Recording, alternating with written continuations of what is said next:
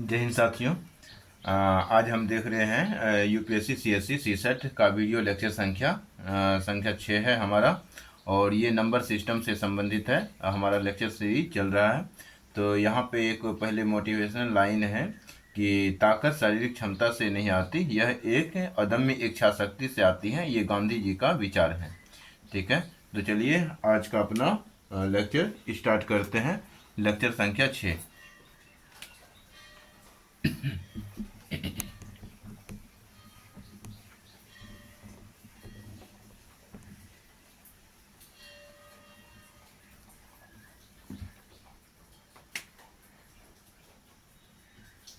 तो पहला क्वेश्चन जो है आज का पहला क्वेश्चन है, लिखेंगे। पहला क्वेश्चन में लिखेंगे कि यदि 34x68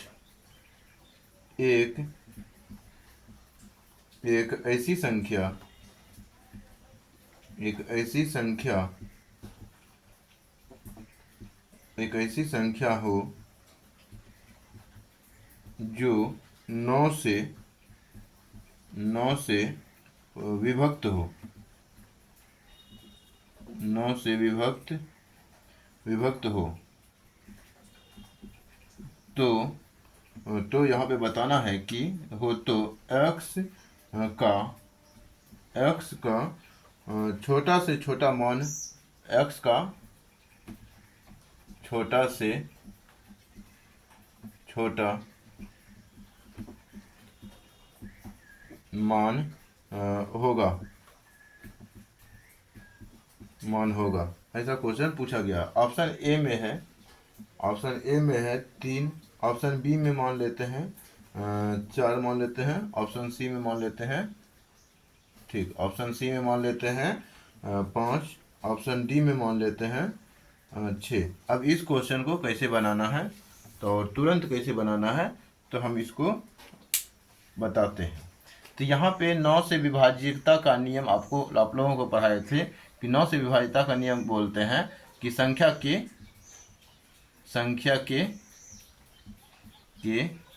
अंकों का योग 9 से विभाज्य होना चाहिए।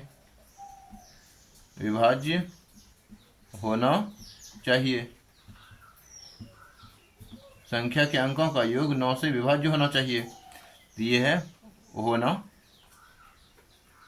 ये हमने बता रखा है पीछे के लेक्चर में। लेक्चर संख्या 1 से लेकर के 5 तक आपने नहीं देखा है तो वहाँ से आप शुरू से देख सकते हैं। तो यहाँ पे है 9 से विभाज्यता के, यानी कि संख्या के अंकों का योग। संख्या क्या दिया हुआ है, ये जो है एक ऐसी संख्या है, ठीक है, जो 9 से विभक्त है। तो ये संख्या को हम क्या करते हैं, 3 + 4 + x + 6 + 8, यही है संख्या जो है, संख्या हमारा है 34x68 है।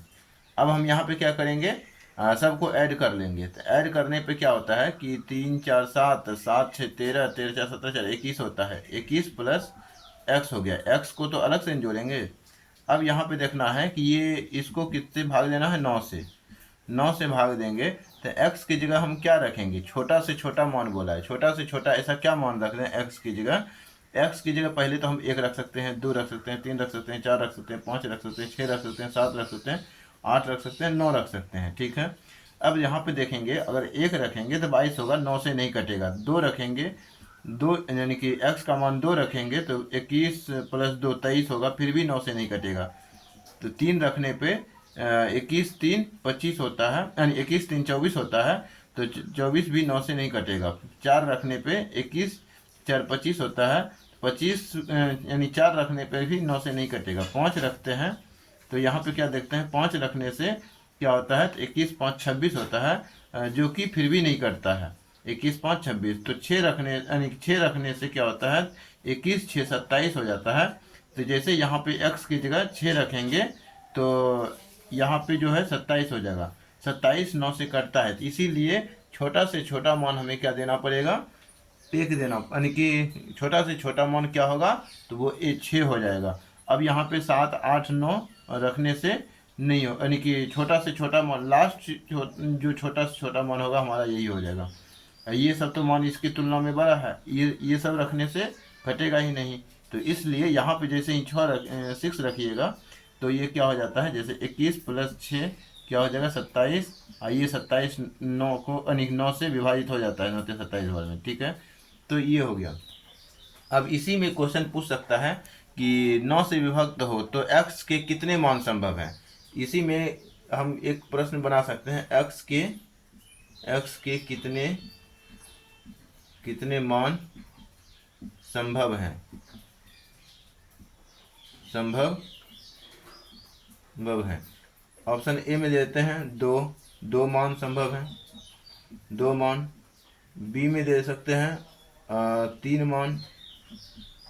ऑप्शन सी में देते हैं 4 मान।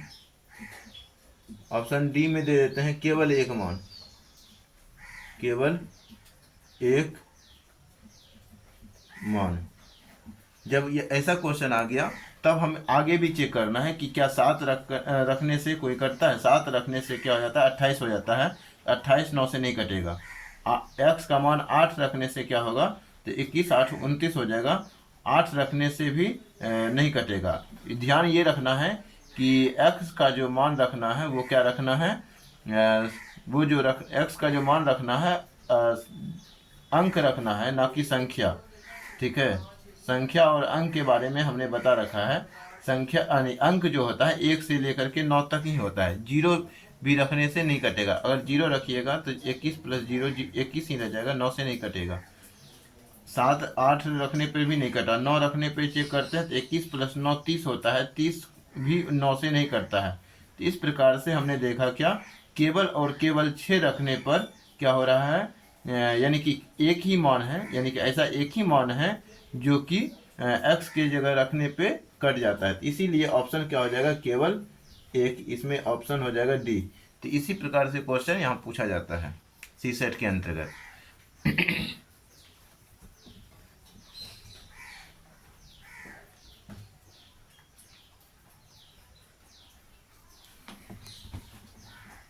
अब हम नेक्स्ट क्वेश्चन को देखेंगे।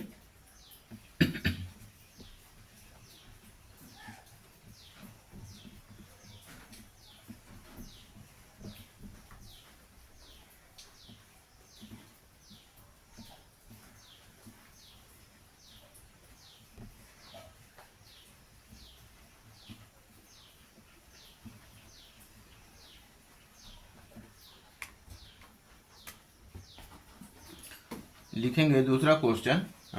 दूसरा क्वेश्चन हम दे सकते हैं क्या, क्वेश्चन नंबर 2। आज के सीरीज का क्वेश्चन नंबर दूसरा है, यदि 5 स्टार टू 3 अंकों की ऐसी संख्या हो 3 अंकों की ऐसी संख्या हो जो 6 से विभक्त हो, 6 से विभक्त हो तो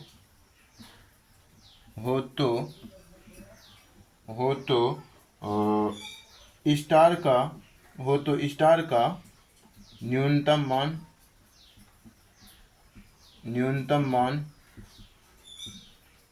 मान होगा। यहाँ पे न्यूनतम मान क्या होगा या न्यूनतम मान होगा ऐसे दे सकता है। तो ऑप्शन ए में जो है वो लिख सकते हैं 2, ऑप्शन बी में लिख सकते हैं 3, ऑप्शन सी में लिख सकते हैं 6, ऑप्शन डी में लिख सकते हैं 7। तो इस ऐसे क्वेश्चन को बनाने के लिए हम क्या करेंगे कि पुनः इसको हम देखेंगे कि 6 से विभक्त हो रहा है। 6 से विभक्त होने का नियम में हमने बताया था कि ऐसी कोई संख्या जो 2 से भी कट जाए और 3 से भी कट जाए, वो जो है वो संख्या 6 से भी कट जाएगा। तो यहाँ पे हम देख रहे हैं 2 से कटने का नियम हमने बताया था कि इकाई अंक 2 से कटना चाहिए। इकाई अंक 2 से कटने वाला है, 2 × 2। अब हम क्या चेक करना है कि 5 स्टार 3 5 स्टार 3 में 3 से विभाज्यता का नियम चेक करना है। 3 से विभाज्यता का नियम बताए थे कि संख्या के अंकों का योग जैसे 9 में होता है उस वैसे ही 3 में भी होता है। संख्या के अंकों का योग, ठीक, संख्या के अंकों का योग। और ये इकाई अंक क्या होना चाहिए, इसमें 2 से विभाज्यता का नियम हमने बताया था, इकाई अंक 0, 2, 4, 6, 8 होना चाहिए, ठीक। तो यहाँ पे इकाई अंक की ओर इशारा कर दिए, बस समझ लेना है। अब यहाँ पे देखना है कि 3 से विभाज्यता का नियम जो है तो 3 से कटना चाहिए। तो 3 से कटाने के लिए हम क्या करेंगे, 5 + 3 कर दिए, 5 + 3 कर दिए। अब यहाँ पे 5 + 3 करने के बाद प्लस स्टार भी तो है, प्लस स्टार, तो यहाँ पे देख रहे हैं 8 प्लस स्टार हो रहा है, 8 प्लस स्टार। अब इसको किससे भाग देना है, 3 से, 3 से विभाज्यता का नियम चेक करना है। तो यहाँ पे क्या देख रहे हैं, यहाँ पे देख रहे हैं, यहाँ पे 2 है, 1 मिनट, 2 है तो यहाँ पे 7 हो जाएगा, 5 + 2 7, 5 + 2 7 हो जाएगा। यहाँ पे 7 प्लस स्टार होगा, 7 प्लस स्टार हो जाएगा। और जैसे ही 7 प्लस स्टार हुआ तो यहाँ पे क्या करेंगे, स्टार की जगह क्या लेना है, तो स्टार की जगह क्या लेंगे, जो 3 से कट जाएगा। तो स्टार की जगह आप 1 ले सकते हैं, 2 ले सकते हैं, 3 ले सकते हैं, 4 ले सकते हैं, 5 ले सकते हैं, 6 ले सकते हैं, 0 भी ले सकते हैं। कोई अंक ही लेना है, संख्या नहीं लेना है। संख्या जो है, ऐसे तो ये भी संख्या ही है, लेकिन 0 संख्या नहीं है। संख्या 1 से स्टार्ट होता है, अनंत तक जाता है, लेकिन अंक जो है 0 से स्टार्ट होता है, 9 तक ही रहता है।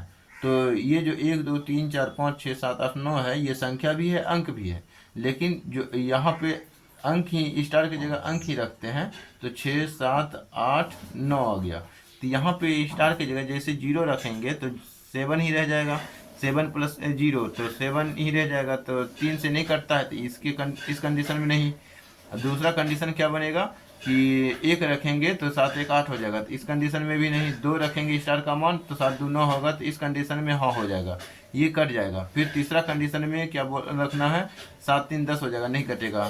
4 रखना है तो 4 रखेंगे तो कितना हो जाएगा, 7, 4, 11, नहीं कटेगा। 5 रखेंगे, 7, 5, 12, ये इस कंडीशन में कट जाएगा।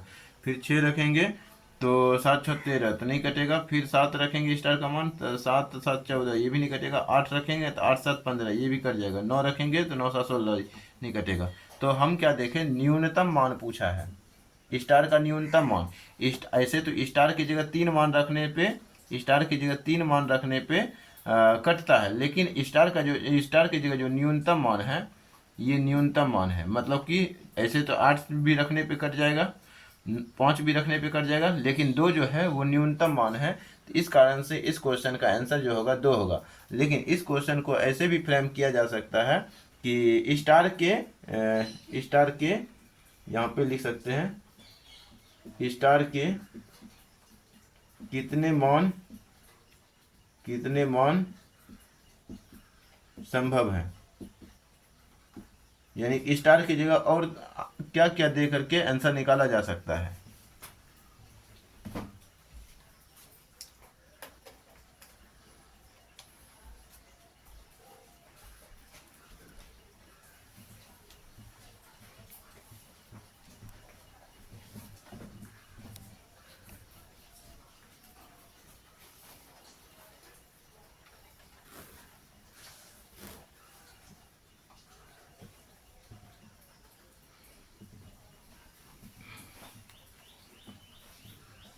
तो स्टार के कितने मान संभव हैं, तो स्टार के कितने मान संभव हैं, तो यहाँ पे संभव है लगा देंगे।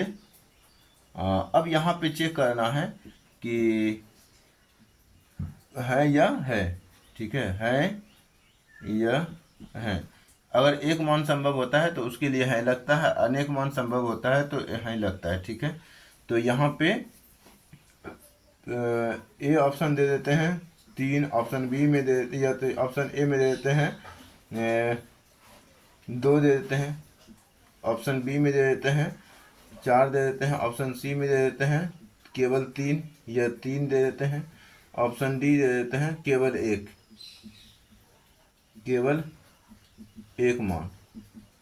ठीक है, तो यहाँ पे जो होगा कितना हो जाएगा, 3 मान संभव है, क्योंकि 2 भी रखने से कट जा रहा है, 5 भी रखने से कट जा रहा है, 8 भी रखने से 3 से कट जा रहा है। तो इस कारण से ऐसे क्वेश्चन का जो आंसर हो जाएगा वो 3 हो जाएगा। ठीक है, अब हम अगले लेवल पे अगले क्वेश्चन की ओर बढ़ते हैं। 2 क्वेश्चन हो गया है। 2 क्वेश्चन को कंप्लीट करने के बाद आज तीसरा क्वेश्चन जो होगा हमारा, पहले इसको हटा दें।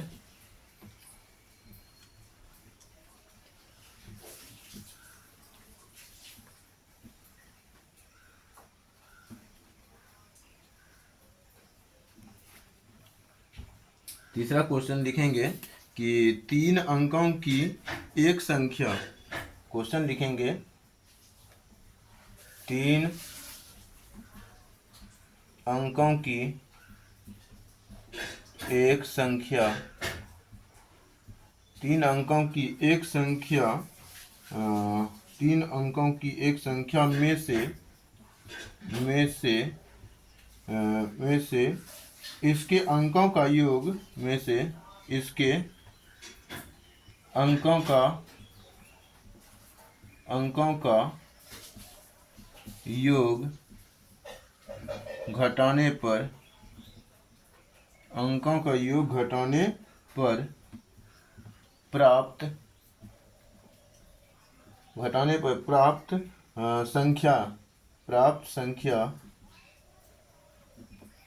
संख्या डैश। ऑप्शन ए लिखेंगे 6 से सदैव विभक्त होगी, 6 से सदैव विभक्त होगी, सदैव विभक्त होगी।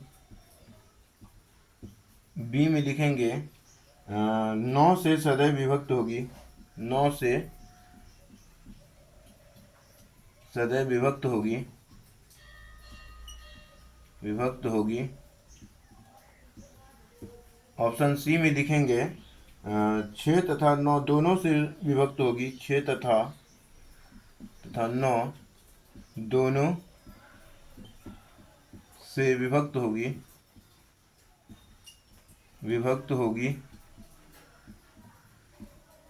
ऑप्शन डी में लिखेंगे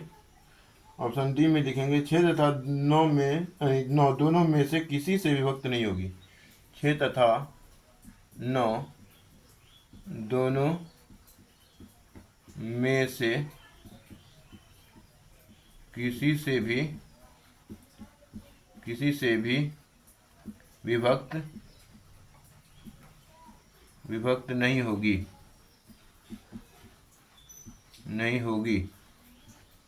ठीक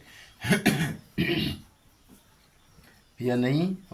ठीक है, तो ये हो गया। अब यहाँ पे जो है हम ऑप्शन दे देते हैं, ऑप्शन दे चुके हैं, अब हम इसको बनाने के लिए जा रहे हैं। तो यहाँ पे कहा जो गया है कि 6 अंकों की 3 अंकों की एक संख्या है, 3 अंकों की मान के चलते हैं कि एक छोटा संख्या 3 अंकों की लेते हैं, 3 अंकों की एक छोटा से छोटा, यानी कि शुरुआत में जो होता है सबसे छोटी संख्या 3 अंकों की है, और बीच कोई भी संख्या मान, हालांकि कोई भी संख्या हम ले सकते हैं 3 अंकों की होना चाहिए। हालांकि स्टार्ट जो होता है 3 अंकों की संख्या 100 से होता है, अंत जो होता है 3 अंकों की संख्या 999 से होता है। ठीक, हम दोनों संख्या मान ले लेते हैं, या कोई बीच वाला संख्या भी हम कोई भी अपने मन से भी आप ले सकते हैं, अपने मन से अगर लेना हो तो कुछ भी ले सकते हैं यहाँ पे। ठीक, जैसे कि अब यहाँ पे देखेंगे कि ये संख्या लिया, माना, ये दोनों संख्या हमने माना। अब यहाँ पे 100 यानी कि माइनस करना है संख्या के अंकों का योग, 1 प्लस 0 प्लस 0। ये जो संख्या किससे बना है, 1 0 और 0 से बना है। 100 एक संख्या है, ये कौन से अंक से बना है, तो 1 0 0 से बना है। तो संख्या के अंकों का योग, संख्या में से इसके अंकों का योग क्या कर दिए, घटाने पे घटा दिए। तो 100 में से 1 घटेगा तो 99 होगा, ये 99 हो गया। अच्छा, यहाँ पर भी देखते हैं, ये 999 है, 999 में से 9 प्लस 9 प्लस 9 प्लस 9, यहाँ पे संख्या के अंकों का योग 9 9 9 हो जाएगा। यहाँ पे जैसे 1 0 0 था तो 1 प्लस 0 हुआ, यहाँ पर भी 9 प्लस 9 हो गया। तो यहाँ पे 999 में कितना घट रहा है, तो 27 घट रहा है। 9 जोड़ 9 जोड़ 9 27 होता है। अब यहाँ पे कितना हो जाएगा, 7 9 में 7 गया 2, यहाँ बचेगा, यानी यहाँ 9 में 2 गया 7, यहाँ 9 ही रह जाएगा, 972 हो गया। तो यहाँ पे हम क्या देख रहे हैं, ये 9 से कट रहा है, ये 9 से कट रहा है, 9 एकम 9, अरे 11 बार में ये भी 9 से कट रहा है, 9 से कट रहा है। तो ऐसे 6 और 9 ही है, तो 9 से कटा है, 6 से तो नहीं कटेगा, ये 6 से नहीं कटेगा, तो ऑप्शन ए गलत हो गया। जैसे ए गलत हुआ तो यहाँ भी 6 है, ये गलत हो गया। अब हमें ये बस देखना है कि ये कट है कि नहीं, 9 से भी अगर कटता है कि नहीं कटता है, तो 9 से तो कट गया, 9 से कट गया तो ये भी गलत हो गया, इसीलिए हमारा ऑप्शन क्या हो गया, बी हो गया। तो ऐसे यहाँ पर भी देखेंगे कि ये भी 9 से 9 से कट जाएगा, 9 दही 90, 10 बार में अब बचेगा 90 7 97, तो 9 8 72, तो 108 बार में ये भी कट जाता है। तो 9 से ये भी कट गया, 9 से ये भी कट गया, कोई भी तीसरा भी अंक कोई लेकर के हम चेक कर सकते हैं, जैसे कि हम 3 4 5 कुछ भी ले सकते हैं। तो हम यहाँ पे देख रहे हैं कि इसके अंकों का योग जो होगा 3 प्लस 4 प्लस 3 4 7 7 5 12 हो जाएगा। तो 12 घटा देंगे, 12 घटाएंगे तो 3 बचेगा, यहाँ बचेगा कितना, तो 3 बचेगा, यहाँ बचेगा फिर से 3। तो यहाँ पे क्या ये 9 से कट रहा है, तो 9 से कट रहा है, 9 3 27, 27 प्लस 3 30, 3 33 प्लस यहाँ 6 हो गया, 6 प्लस 6 पर 3 63, 9 7 63, 37 बार में कट जाता है। ये सदैव 9 से विभक्त हो रहा है, ठीक है। इसी कारण से ऑप्शन क्या हो जाएगा, बी हो जाएगा। ये क्वेश्चन नंबर हमारा 3 था, ठीक।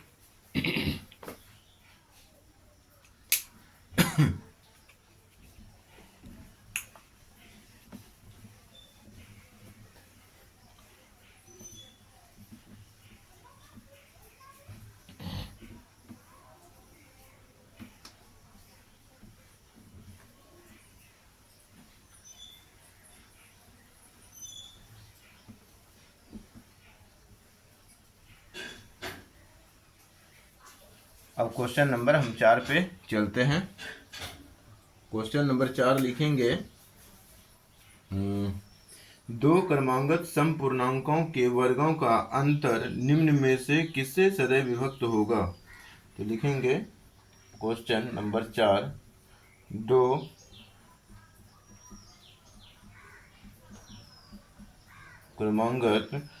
क्रमांगत सम, ये बहुत हौला क्वेश्चन है, समपूर्णांकों दो क्रमांगत मतलब लगातार, क्रमांगत का मतलब होता है लगातार, दो क्रमांगत समपूर्णांकों, ये कैसा होना चाहिए, लगातार कैसा होना चाहिए, सम होना चाहिए।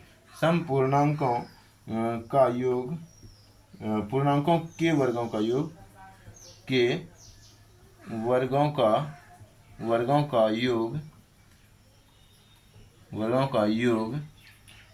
का योग जो होगा, दो क्रमांगत समपूर्णांकों के वर्गों का अंतर लिखना है।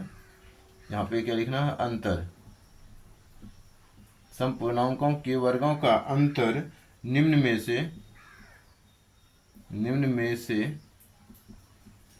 से हालांकि और योग लिखा गया था, उससे भी सवाल बन सकता था, कोई दिक्कत नहीं। अब उसको हम ले ही लेंगे, इसी में ले लेंगे, और लिखा गया तो कोई दिक्कत नहीं, इसी में हम अभी योग अंतर देख करके योग वाला भी देख लेंगे इसी में। तो अंतर निम्न में से किसके या किससे सदैव विभक्त होगा, निम्न में से किससे सदैव विभक्त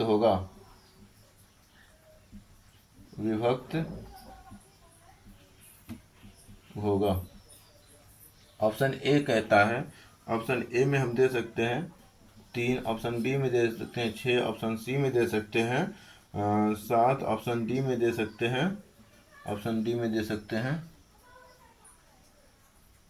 हाँ ऑप्शन डी में दे सकते हैं, तो 4 भी दे सकते हैं, कोई दिक्कत नहीं, देख लेंगे किससे विभक्त होता है। तो यहाँ पे जो है हमें अब बनाना है। तो ऐसे सवाल को कैसे बनाते हैं, तो यहाँ पे अगर देखेंगे तो हालांकि बहुत क्वेश्चन आसान है, जिसके लिए थोड़ा भारी है, अगर जिसके लिए आसान है वो अपना स्किप भी कर देंगे, आगे बढ़ा करके देख लेंगे।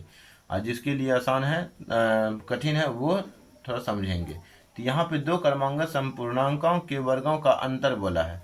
तो दो क्रमांगत संपूर्णांक है, तो दो लगातार लेना है, दो ले लिए, और यहाँ पे दूसरा जो ले लिए लगातार संपूर्णांक ये है। दो के बाद चार पूर्णांक यानी चार जो होता है सम होता है, चार के बाद छः होता है, छः के बाद आठ होता है, इस प्रकार से बढ़ते जाता है। हम यहाँ पे क्या देख रहे हैं, दो लगातार संपूर्णांकों के वर्गों का अंतर। तो दो यानी कि चार का एक्सर कर दिए, वर्गों का अंतर करना है, चार का अंतर लगातार लेना है। लगातार ये ऐसे ले सकते हैं, या तो ऐसे ले सकते हैं, या तो ऐसे ले सकते हैं, इसी प्रकार ले सकते हैं, लगातार होना चाहिए। तो जैसे चार का एक्सर किए, अब चार के पहले कौन है, चार के पहले है दो, तो दो का एक्सर कर दिए, तो यहाँ पे हो जाएगा 16 माइनस 4 बराबर 12 हो गया। दूसरा अगर देखें तो 6 का स्क्वायर माइनस 4 का स्क्वायर, लगातार हो गया 4 6, तो यहाँ पे 36 माइनस 16, तो यहाँ पे हो रहा है कितना, कितना हो रहा है, 20 हो रहा है क्या, 20 हो रहा है। अगला हम एक और एग्जांपल ले लेते हैं, 8 का स्क्वायर माइनस 6 का स्क्वायर, तो यहाँ पे देख रहे हैं 64 माइनस 36, तो यहाँ पे देखेंगे क्या, 14 14 में 6 गया 8, यहाँ बच गया 5, 5 में 3 गया 2। तो ये तीनों कंडीशन में देखेंगे कि 3 से तो नहीं कटने वाला है, 3 से ये कट रहा है, लेकिन सदैव यहाँ बोला है सदैव विभक्त हो रहा है, सदैव विभक्त होना चाहिए। सदैव क्या, सदैव इस कंडीशन में तो 3 से विभक्त हो रहा है, इस कंडीशन में 3 से विभक्त हो रहा है, यहाँ पे तो नहीं हो रहा है, यहाँ पे नहीं हो रहा है 3 से, इसीलिए 3 को हम सदैव के कंडीशन में काट दिए। ठीक, फिर यहाँ पे अब देखना है 6 से, 6 12 तो काट 12 को तो काट देगा 6, मतलब 6 जो यानी 12 जो है 6 से विभक्त हो जाएगा, लेकिन 20 नहीं हो पाएगा, 28 नहीं हो पाएगा। इस कारण से हम नहीं ले सकते, 7 को भी नहीं ले सकते, यानी 6 को भी नहीं ले सकते। अब 7 को चेक करेंगे, 7 को भी हालांकि नहीं ले पाएंगे। 7 से अगर देखा जाए तो 28 कट जाएगा, यानी कि 28 जो है 7 से विभक्त हो जाएगा, लेकिन 20 नहीं हो पाएगा, 20 नहीं हो पाएगा, 12 नहीं हो पाएगा। तो अब यहाँ पे देखना है सदैव की कंडीशन के लिए 7 भी कट गया। अब हम 4 को लेते हैं, 4 को जैसे लिए तो देख रहे हैं कि 4 तिया 12, 4 पंचे 20, 4 सत्ते 28, तो सदैव की कंडीशन में 4 सेटिस्फाइड है, इस कारण से ऑप्शन डी हो गया। ठीक है, आई होप कि आप लोगों को प्रश्न समझ में आ गया होगा और इसका हल भी समझ में आ गया होगा। ठीक, तो ये हमारा क्वेश्चन कंप्लीट हो गया। अब हम नेक्स्ट क्वेश्चन की ओर आगे बढ़ेंगे। ठीक है,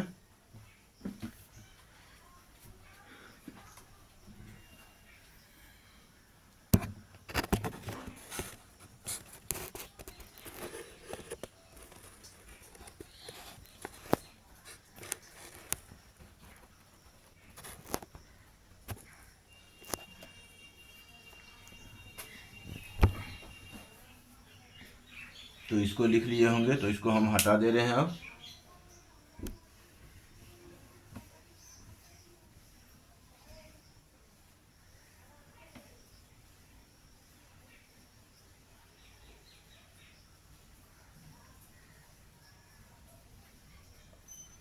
लिखेंगे क्वेश्चन संख्या 5, क्वेश्चन संख्या 5 में लिखेंगे, यानी प्रश्न संख्या 5 लिखेंगे, यदि ए तथा बी, यदि ए तथा बी दो विषम पूर्णांक हैं, विषम संख्याएं हैं, विषम संख्याएं हो तो यदि ए तथा बी दो विषम संख्याएं हो तो निम्नलिखित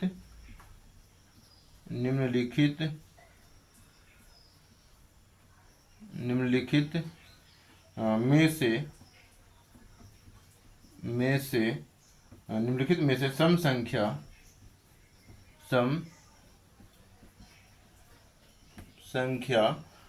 संख्या होगी, यह कौन सी है, सम संख्या कौन सी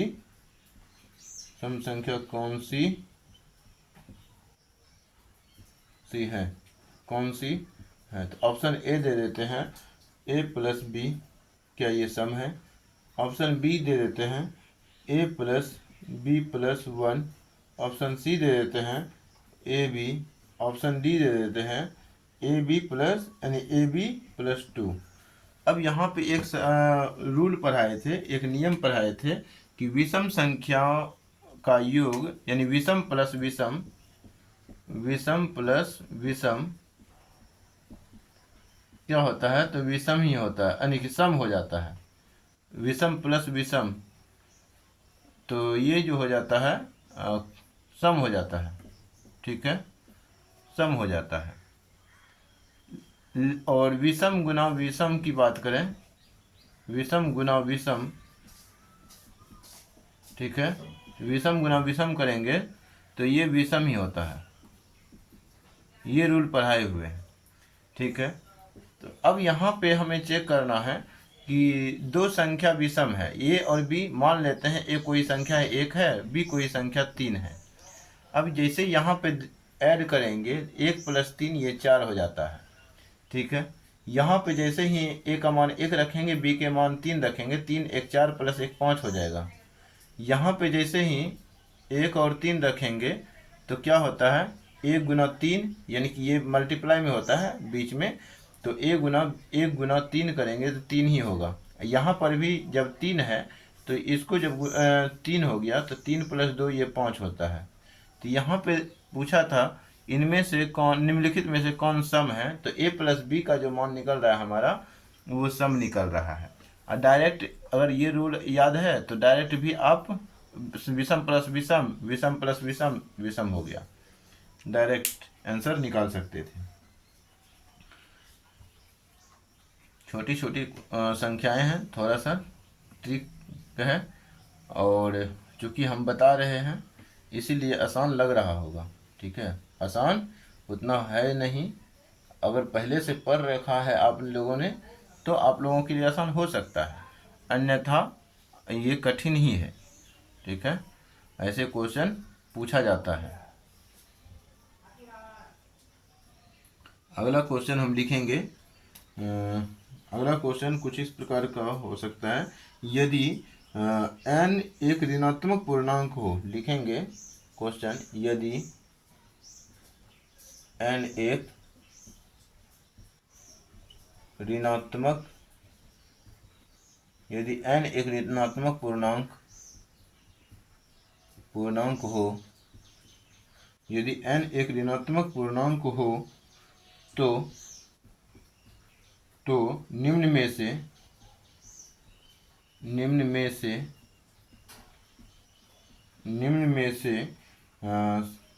सबसे छोटा कौन सा है, निम्न में से सबसे छोटा कौन सा है, कौन सा है, ठीक है। तो इसके लिए हम जो ऑप्शन दे सकते हैं, ये क्वेश्चन संख्या हो जाएगा 5 हो गया होगा, 6 होगा ये क्वेश्चन, ठीक है, छठा नंबर होगा। हाँ, तो 5 नंबर हमने बता दिया है, ठीक है। ये छठा नंबर हम क्वेश्चन दिए, और इसके अंतर्गत आपको लिखना है कि ए नंबर में 0, ऑप्शन बी में देना है 2, ऑप्शन सी में देना है, ऑप्शन सी में देना है -n, ऑप्शन डी में दे देना है कितना, तो 2n, यहाँ पे -n देना है, यहाँ पे दे देना है 2n, और यहाँ पे दे देना है n(x²), ठीक है। यहाँ पे क्या देना है, n(x²) दे देना है, ठीक।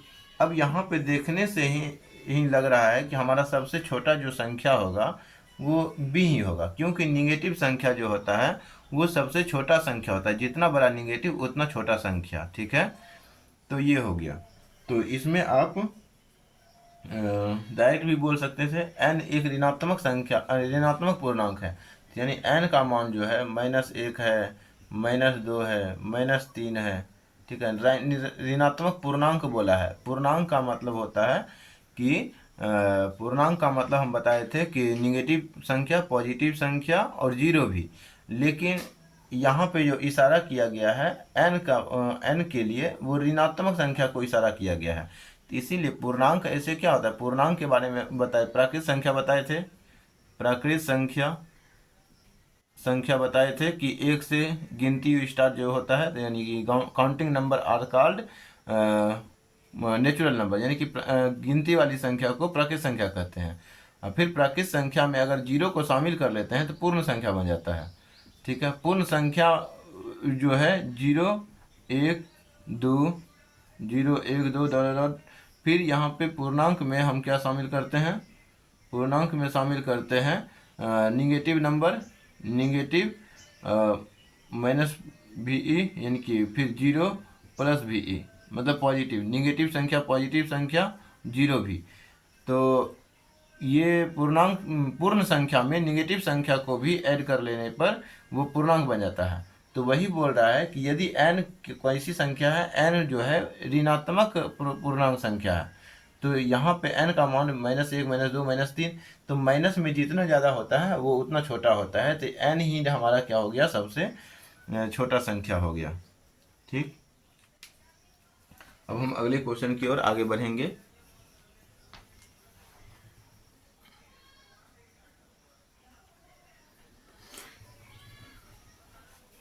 हालांकि ये क्वेश्चन तो बहुत आसान था, फिर भी हमने दे दिया। किसी किसी का ऐसा होता है कि सी सेट पूरा ही वीक होता है, पूरा मतलब कि कमज़ोर होता है, उसको भी ध्यान में रखना होता है। ठीक है, तो कहते हैं ना, सबका साथ सबका विकास। ठीक है, ऐसा नहीं की है कि जिसको आ रहा है उसी को सिर्फ ध्यान में रखा जाए, जिसको नहीं आता है उसका भी ध्यान रखा जाना चाहिए। ठीक है, तो उसी को हम अमल कर रहे हैं। अब हम क्वेश्चन नंबर 7 पे चल रहे हैं। क्वेश्चन नंबर 7, अगर जिसको आ रहा है वो अपना स्किप कर देंगे। ठीक है, इसमें कौन सी बड़ी बात है। तो ऐसा नहीं कि स्किप करते करते बहुत ज़्यादा ही स्किप हो जाए। क्वेश्चन नंबर 7, ठीक है, लिखेंगे कि 2 पावर 31 को 5 से भाग देने पर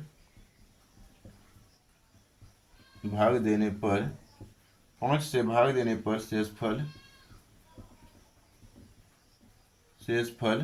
क्या होगा।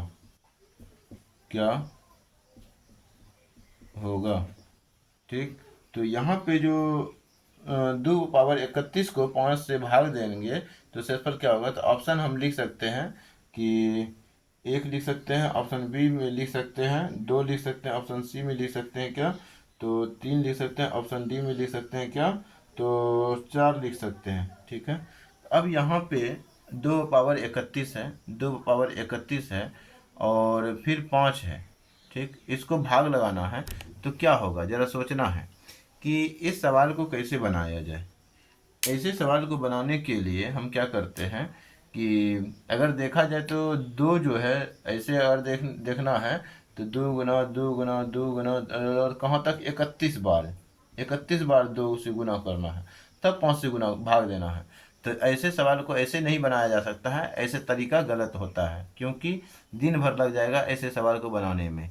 लेकिन हम क्या करते हैं, एक ट्रिक अपनाते हैं कि इसको जो है पावर को 4 से भाग दे देते हैं। पावर को 4 से भाग देने से क्या हो जाता है, यानी कि पावर कितना है, 31 है, 4 से भाग देंगे, 4 सत्ते 28 हो गया। कितना शेष बचा, 3 बचा शेष। जो 3 शेष बचा उसको हम लिख लेते हैं 2 का पावर 3 हो गया और बटे 5 हो गया। अब यहाँ पे 2 का पावर 3 कितना होता है, 8 होता है, 5 होता है। 5 से जब भाग देंगे 8 में तो कितना शेष बचेगा, 5 एकम 5, 5 यहाँ पे बच गया 3, तो आंसर हो गया हमारा 3। ठीक है, तो ऐसे आंसर निकाला जाता है। ठीक है, और इसको थोड़ा और विस्तार से हम पढ़ेंगे विभाज्यता के नियम, यानी कि विभाज्यता के, हालांकि विभाज्यता के नियम तो हम पढ़ा दिए हैं। शेषफल प्रमेय में हम विभाजित इसको विस्तार से और जानेंगे। ठीक, ऐसे क्वेश्चन को शेषफल प्रमेय के अंतर्गत समझा जाता है और वहाँ पे जो है बहुत ज़्यादा क्वेश्चन लिखा जाता है। ठीक है, अगला क्वेश्चन हम लिखेंगे। अगला जो क्वेश्चन होगा, ये क्वेश्चन जो है यूपीएससी में जो है एक बार पूछा गया था और लगभग जो है यूट्यूब पे जितने भी टीचर हैं अगर देखिएगा तो वो कन्फ्यूजन में है कि ये क्वेश्चन जो है यूपीएससी ने सही पूछा है या फिर गलत है। क्वेश्चन को ही साबित कर देता है गलत है, या आंसर कुछ उठपटांग दे देता है। आप अगर देखे होंगे तो उसमें आपको मालूम चल जाएगा, लेकिन यहाँ पे हम सिद्ध कर देंगे कि ये क्वेश्चन कैसे सही होगा। ठीक है, अक्सर टीचर इस क्वेश्चन को गलत किए हैं। 123 से 123 जो है ये वो, अच्छा वो संख्या थोड़ी विभाज्यता का नियम नहीं पढ़ा रहे हैं। अभी जो हम पढ़ा रहे हैं वो पढ़ा रहे हैं नंबर सिस्टम से संबंधित 8वां क्वेश्चन हो गया। 8वां क्वेश्चन में हम लिखेंगे कि यदि क्वेश्चन संख्या 8, यदि x बराबर 2/5y हो तब यानी x बराबर 2/5y प्लस 3 हो, प्लस क्या हो 3 हो तब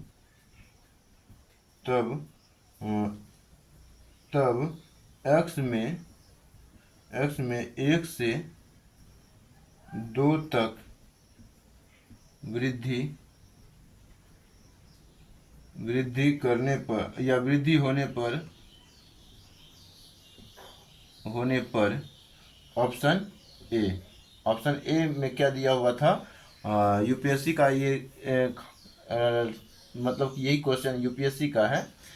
किसी साल पूछा होगा, उतना ईयर हमें मालूम नहीं है, लेकिन यहाँ पे ऐसा क्वेश्चन पूछा था जैसा कि हमको ध्यान में आ रहा है। एज इट इज़ यही क्वेश्चन था। ठीक, तो इसमें ऑप्शन जो दिया हुआ था वो दिया हुआ था ए बराबर ए नंबर में तो वाई में -5 वाई में -5 से 2/5 माइनस में तक वृद्धि होगी। ऑप्शन बी में दिया हुआ था कि y में 2/5 से 5 तक वृद्धि होगी। ऑप्शन सी में दिया हुआ था कि y में 5/2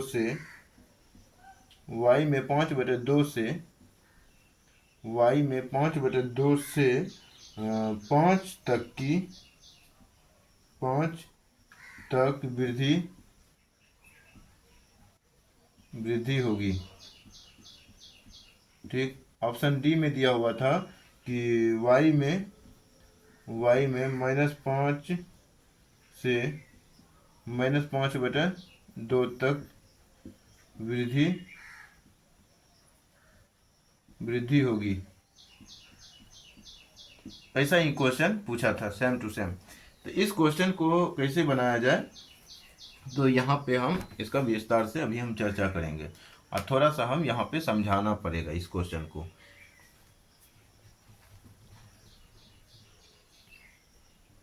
ठीक है,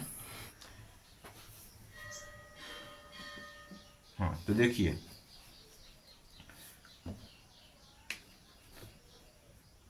जैसे कि यहाँ पे देखेंगे x बराबर 2 प्लस, यहाँ पहले लिख लेते हैं x बराबर क्या दिया हुआ है 2/5 प्लस y प्लस नहीं इंटू में y है और प्लस में 3 है। ठीक, यहाँ पे बोला है कि x में जो है वृद्धि करना है। x में क्या वृद्धि करना है, 1 से 2 तक की वृद्धि करना है। जरा पहले हम क्या मान लेते हैं, एक x का कोई मान ले लेते हैं। x का मान लेते हैं, माना x बराबर 0। ठीक है, x का मान हमने 0 माना तो क्या होता है कि जैसे हम 0 रखेंगे x की जगह तो x 0 बराबर क्या हो जाएगा 2/5 y प्लस 3 हो जाएगा। अब इसको हम सॉल्व करेंगे तो साइड चेंज करेंगे तो 0 - 3 हो जाएगा बराबर 2/5 y। ठीक, 2y/5 हो जाएगा, काहे कि ये y जो होता है ऊपर में मल्टीप्लाई होता है, नीचे मल्टीप्लाई नहीं होता है। तो अब यहाँ पे देखेंगे तो -3 बचा, -3 बराबर 2y/5। तो यहाँ पे अगर सॉल्व करेंगे तो -15 हो जाएगा, -15 बराबर 2y। ठीक, तो यहाँ पे जो y का वैल्यू आ जाएगा वाई का वैल्यू क्या आएगा, तो -15/2 बराबर वाई, अर्थात वाई का जो मान आया कितना, 2 से भाग लगा देंगे तो 2 7 14, माइनस में 7.5 आ जाएगा, माइनस में क्या आ गया 7.5, तो वाई का मान कितना आ गया 7.5, यानी कि जीरो रखने पे क्या हो गया 7.5 हो गया। अब आता है वृद्धि करने की बारी, वृद्धि करने की बारी। अब यहाँ पे हम इस सवाल को बनाएंगे विस्तार से।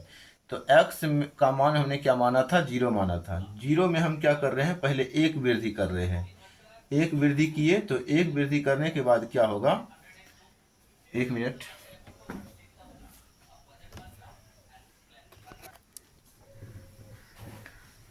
हाँ, तो अब यहाँ पे जीरो में एक से वृद्धि करने पे क्या होता है कि जैसे अब यहाँ पे एक की वृद्धि कर रहे हैं, तो यहाँ पे क्या हो जाएगा 5/y, यानी कि 2/5 है, 2/5y प्लस 3, ठीक। अब यहाँ पे क्या देख रहे हैं कि यहाँ एक हो जाएगा, तीन साइड चेंज हो गया, तीन साइड चेंज होगा, कहा है कि पहले प्लस माइनस का काम होता है, तो तीन साइड चेंज होता है तो निगेटिव हो जाएगा, बराबर 2y/5। अब यहाँ पे क्या देख रहे हैं, -2 हो रहा है, -2 इक्वल टू 2y/5। तो यहाँ पे देखेंगे 2 एकम 2 कट जाएगा, -1 हो गया, इसके बटे में कुछ नहीं तो 1 है, तो y इंटू 1 y हो गया, यहाँ पे y को 1 से गुणा करेंगे तो y हो जाएगा y, और यहाँ पे 5 इंटू 1 करेंगे तो -5 हो जाएगा, ठीक। तो y बराबर जो आ गया यहाँ पे आंसर क्या आ गया, y बराबर -5 आ गया। तो यहाँ पे अगर देखेंगे तो एक यानी कि जैसे ही 1 की वृद्धि किए तो x में 1 की वृद्धि किए तो क्या आया, y का मान, यानी कि y का जो मान आया, y का मान आ गया हमारा -5 आ गया। तो यहाँ पे क्या देख रहे हैं, ये वृद्धि हुआ या कम हुआ, -7.5 था, और एक की जैसे हम इसमें वृद्धि किए तो x में क्या हुआ, वृद्धि हुआ या कमी हुआ, यही चीज़ ध्यान में देना है। तो चूंकि यहाँ पे -5 हुआ, ये -7.5 था, जरा सोचिए इसमें अगर ये कैसे आया होगा, जब आप प्लस में 2.5 जोड़ेंगे तब यहाँ पे इसको सॉल्व कीजिएगा तो -5 बचेगा, काहे कि 5 में 5 गया 0, 7 में 2 में 7 जाएगा तो -5 बचेगा। तो यहाँ पे वृद्धि करना हुआ, क्या हुआ, वृद्धि हुआ, कितना की वृद्धि हुआ, वृद्धि कितना की हुआ, वृद्धि यानी एक की वृद्धि करने पे, x में एक की वृद्धि करने पर y में क्या होता है, x में वृद्धि होता है y में कितना का, y में वृद्धि होता है 2.5 का, दशमलव उड़ेगा 0 आएगा, तो 2 पंचे 10, 2 पंचे यानी कि 5 बचे 25, 5 दूनी 10, तो 5/2 की वृद्धि हुआ। तो 5/2 की वृद्धि कहीं दिख रहा है क्या ऑप्शन में, तो 5/2 से वृद्धि, अब 5/2 और कहीं है, 5/2 यहाँ 5/2 की वृद्धि हो रहा है, तो ये पॉजिटिव में वृद्धि होगा ना कि निगेटिव में वृद्धि होगा, इस कारण से ऑप्शन इसका सी हो जाएगा। एक और ऑप्शन यानी एक और चेक कर लेते हैं, 5 वाला भी चेक कर लेते हैं। यहाँ पे अगर देखेंगे कि जैसे 0+2 की वृद्धि करेंगे, 0+2 की वृद्धि करने पर 2/5 आता है, 2/5 जो दिया हुआ है y+3। तो यहाँ पे अगर देखेंगे तो 0+2 2 a रहेगा, और 2 - 3 तो -1 बन जाएगा, तो 2 - 3 को साइड चेंज करने पे 2 - 3 बराबर 2/5y, तो यहाँ पे -1 बनेगा, -1/2/5y, कोना कोनी गुना कीजिएगा तो कितना हो जाएगा, तो 2y बराबर -5। फिर इसी को आप नीचे भी लिख सकते हैं, तो y बराबर जो हो गया -5/2 हुआ। अब -5/2 हो रहा है, तो इसको अगर दशमलव में लेके आएंगे तो माइनस में 2.5 हो गया, -2.5 हो गया। तो माइनस यहाँ पे जो मान था, यानी 2 की वृद्धि करने पर ये निगेटिव घटता जा रहा है, निगेटिव घटता जा रहा है, निगेटिव घटता जा रहा है, इसका मतलब क्या हो रहा है कि हमारा पैसा बढ़ता जा रहा है, तो इसका मतलब वृद्धि हुआ। यहाँ पे कितना की वृद्धि हुआ, यहाँ से देखिए इसमें जो है, अगर +5 कीजिएगा, इसमें +5 कीजिएगा मतलब 5 रुपया प्लस में आ गया तो आप निगेटिव जैसे चुकाएंगे तो यहाँ पर माइनस में 2 रुपया 2.5 बचेगा। तो इस कारण से 5 की वृद्धि हुआ और यहाँ पे 5/2 की वृद्धि हुआ। तो यहाँ पे क्या देख रहे हैं, y में अगर 1 की वृद्धि करेंगे तो 5/2 की वृद्धि हो जाएगा। x में 1 की वृद्धि करेंगे तो y में 5/2 की वृद्धि होगा। अगर आप y में 2 की वृद्धि करेंगे तो x में 2 की वृद्धि करेंगे, x में 2 की वृद्धि करेंगे तो y में 5 की वृद्धि हो जाएगा। ठीक है, किसको किसको समझ में ऐसा सवाल आया वो बता देंगे कमेंट के माध्यम से। अगर नहीं समझ में आया तो फिर से आप लिखेंगे, फिर से हम इसको ऐसे क्वेश्चन को बता देंगे। धन्यवाद। आगे क्वेश्चन अभी देखेंगे, अभी धन्यवाद नहीं, अभी और क्वेश्चन बचे हुए हैं।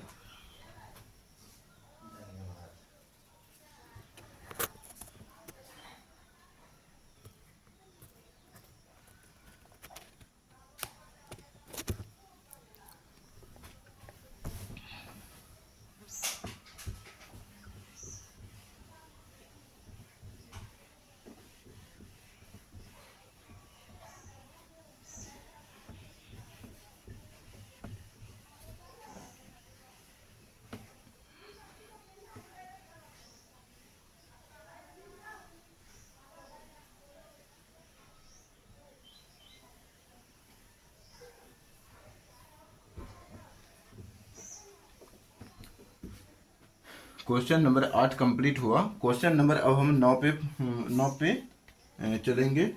तो लिखेंगे क्वेश्चन नंबर 9। क्वेश्चन नंबर 9 में लिखेंगे कि अनंत श्रेणी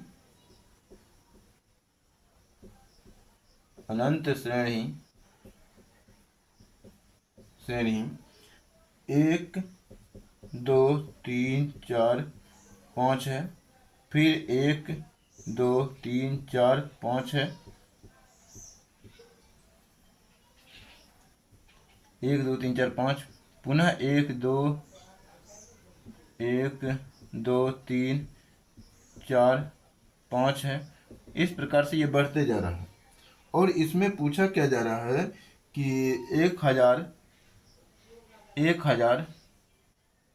1000 सातवां संख्या कौन सा होगा। 1000 सातवां पद क्या होगा, क्या होगा। ऐसा क्वेश्चन यूपीएससी में पूछा है और इस क्वेश्चन में आप 5 स्टार लगा सकते हैं। ऐसा क्वेश्चन पूछने की संभावना है। ठीक है, तो इस सवाल को हम बताएंगे अभी और इसे बताने के बाद हम ऑप्शन सेट करेंगे। ठीक है, तो क्योंकि ये अपने तरीके से क्वेश्चन को फ्रेम किया गया है। तो अब यहाँ पे देख रहे हैं कि जो है 1 2 3 4 5 संख्या की पुनरावृत्ति हो रहा है, 5 के बाद पुनः पुनरावृत्ति हो रहा है, पुनः पुनरावृत्ति हो रहा है। तो लास्ट, इसी कारण से लास्ट जो संख्या है 1007, इसको 5 से विभाजित कर देना है। 5 से विभाजित करने के बाद क्या होगा, 5 दूनी 10, यहाँ जो हो गया कितना 0, फिर 0 उतरेगा, नहीं कटेगा तो 0 उतारना है, तब फिर यहाँ 7 उतरेगा। तो 5 से कितना बार में, एक बार में, तो 5 हो गया तो यहाँ पे बचेगा 2। तो 2 बचने पर यहाँ पे क्या लिखेंगे, 2 संख्या हो रहा है तो 2 संख्या 1 हो जाएगा, फिर 2 हो जाएगा। तो 107वां नंबर पे कौन सा संख्या आएगा, 2 आएगा। तो ऑप्शन सेट करेंगे क्या, 1, ऑप्शन बी सेट करेंगे 2, ऑप्शन सी सेट करेंगे 3, ऑप्शन डी सेट करेंगे 4। 4, ठीक है। तो क्या हो जाएगा, 107वां जो संख्या होगा हमारा क्या हो जाएगा, तो ऑप्शन बी हो जाएगा। ठीक, तो इस प्रकार से ऐसे क्वेश्चन को डिजाइन किया जा सकता है। और HW में आप लिखेंगे, HW में और कमेंट में आप जो देखेंगे इस क्वेश्चन को, अगर जिसको समझ में आ रहा होगा वो कमेंट के माध्यम से जवाब देंगे। लिखेंगे 1 2 3 4, फिर 1 2 3 4 है, डॉट में 98वां पद कौन सा है, 98वां पद क्या होगा। ठीक है, तो ऑप्शन आपको डायरेक्ट आंसर देना है, ऑप्शन हम नहीं दे रहे हैं, ठीक है। ऑप्शन जो भी होगा इसका आंसर आपको खुद देना है। और जो इसमें कमेंट में आंसर देना है वो लिख देना है कि थोड़ा क्वेश्चन इशारा कर देना है, 1 2 3 4 5, 1 2 3 4, यानी जैसे क्वेश्चन है वैसा क्वेश्चन भी थोड़ा सा अगर लिख सकेंगे तो लिख देंगे, ताकि पता चल जाए कि किस क्वेश्चन का आंसर दे रहे हैं। अगला क्वेश्चन की हम चर्चा करते हैं। 9 नंबर हो गया है क्वेश्चन। 10वां क्वेश्चन की अगर हम बात करें, पहले इसको हटा दें तो दें, पहले इसको हटा देते हैं।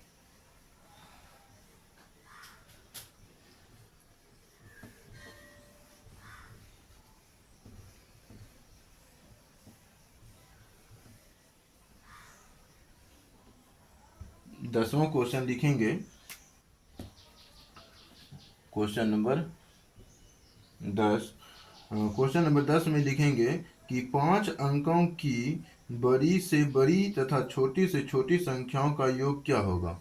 ठीक है, तो 5 अंकों की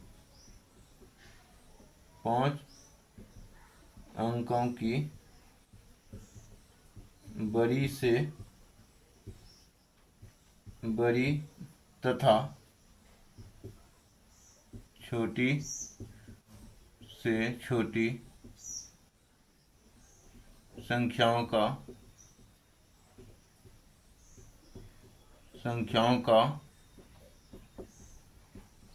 योग क्या होगा। ये HW में है, ये 10वां नंबर भी HW में है, क्योंकि बहुत ये क्वेश्चन जो है आसान है, तो इस क्वेश्चन को आप लोगों के लिए हम छोड़ दिए। अगला क्वेश्चन हम 11वां क्वेश्चन हम ले लेते हैं। ठीक है, 11वां क्वेश्चन जो है वो कुछ इस प्रकार से है। अंक लिखेंगे, अंक एच का छोटा से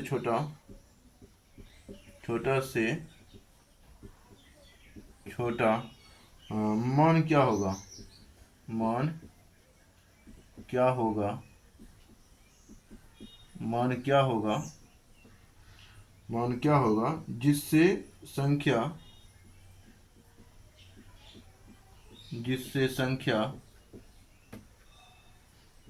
किससे कटे, यानी जिससे संख्या कटे नहीं, जिससे संख्या 9h प्लस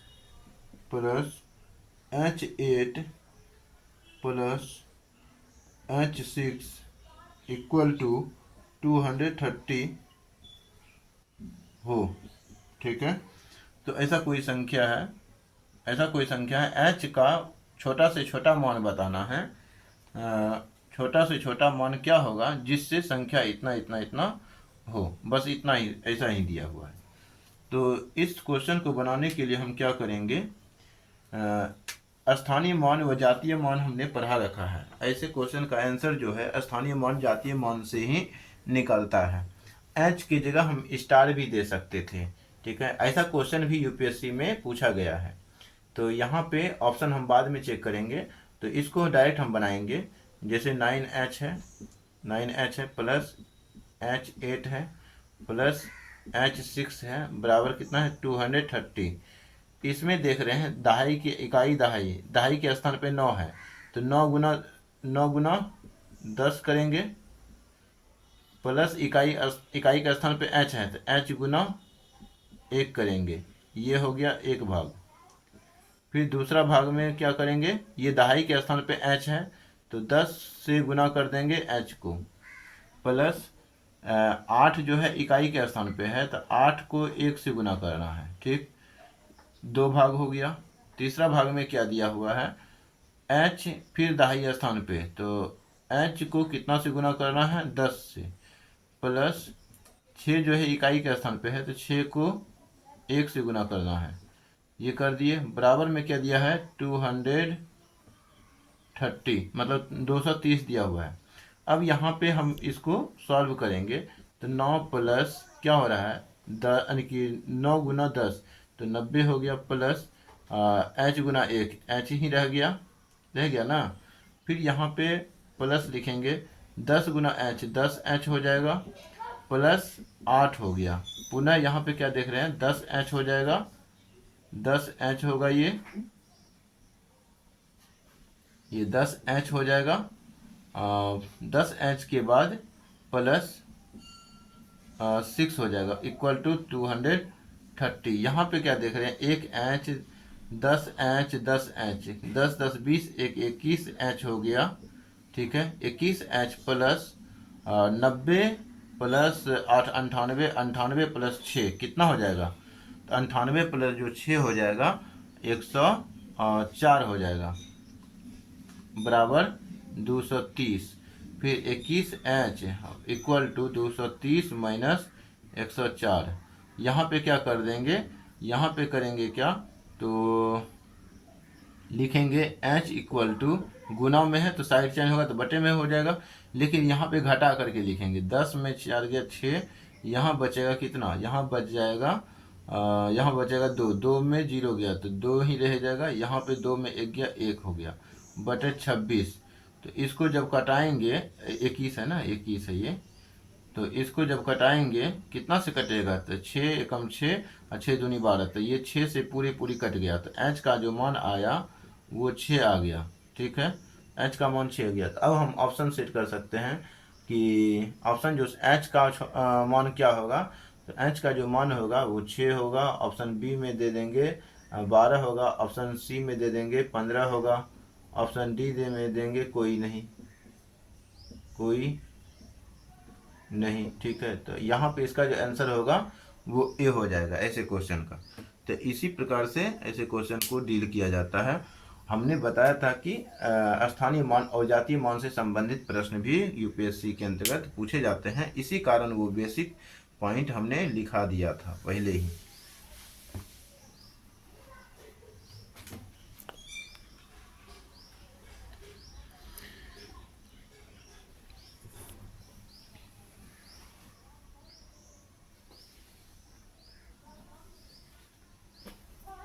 तो इस लेक्चर को यहीं पे हम समाप्त भी कर सकते हैं। तो इस क्वेश्चन को यानी कि इस लेक्चर को हम यहीं पे समाप्त करते हैं और बाकी जो है अगले लेक्चर में देखेंगे। ठीक है धन्यवाद।